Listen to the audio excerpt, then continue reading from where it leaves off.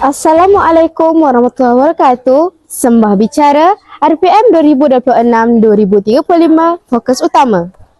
5 tumpuan penggerak insan sejahtera, 7 teras strategi inspirasi negara.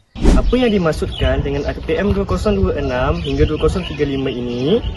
RPM itu bermaksud Pelan Reformasi Pendidikan Nasional Jangka Panjang selama 10 tahun yang digubal oleh KPM. Ia merupakan kesinambungan daripada Pelan Pendidikan Malaysia PPPM 2013 hingga 2025.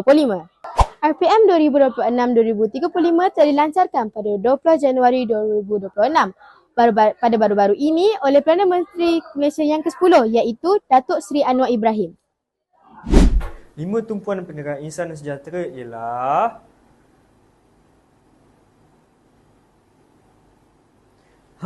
tumpuan ini sangat penting untuk menjadikan pendidikan negara kita bertaraf tinggi sama dengan negara lain. Selain mempunyai 5 tumpuan utama, RPM juga mempunyai 7 teras strategi. Antaranya 1, 2, 3, 4, 5, 6, 7.